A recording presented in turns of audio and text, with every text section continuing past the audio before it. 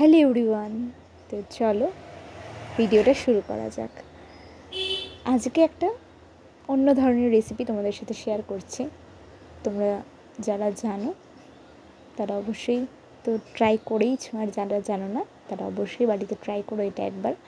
তো চলো পটলের একটা ভিন্ন স্বাদের রেসিপি তোমাদের সাথে শেয়ার করি। তো কিছুই না, প্রথমে একটু বড় সাইজের যে পটলগুলো হয় সেগুলো তোমাদের নিতে হবে, তাতে ভালো লাগে খেতে এটা বেশি। তো আমি একটু বড় সাইজের পটলগুলোই নিয়েছি। তো তারপর তার খোসাগুলো ছাড়িয়ে নিয়েছি, নিয়ে গোটা গোটাই রাখবে পটলগুলো, গোটা গোটাই তেলের মধ্যে সর্ষের তেলে ভেজেছি, ভালো করেই ভেজেছি। এরপর মশলাটা বানাতে হবে। তার জন্য কড়াইয়ে সর্ষের তেলে, এটা সম্পূর্ণ নিরামিষ তাই এটা আমাদের একটা পেস্ট বানিয়ে নিতে হবে।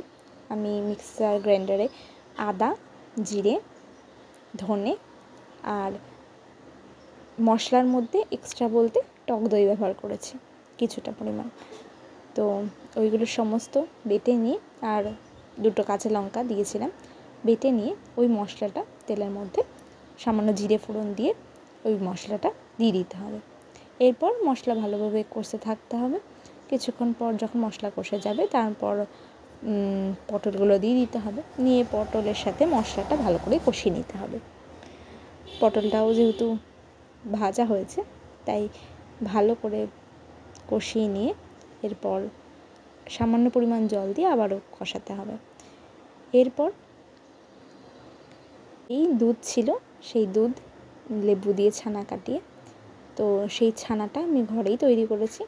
তো এই ছানাটাই এর মধ্যে দিয়ে দিতে হবে। এবার এই মশলার কষানোটা হয়ে গেলে এরপর ওই তৈরি করে রাখা ছানাটা জল ঝরিয়ে রাখতে হবে, ছানাটাকে অবশ্যই সেই ছানাটা দিয়ে দিতে হবে। ব্যাস, তারপর মশলাটা কষাতে ভালো করে যখন কষে যাবে তারপর মিনিট চারেক একটু জল দিয়ে ফুটিয়ে গামাখা করে নামিয়ে দিলেই তৈরি হয়ে যাবে পটলের এই সুন্দর রেসিপি। তো তোমাদের যদি ভালো লাগে অবশ্যই ট্রাই করো।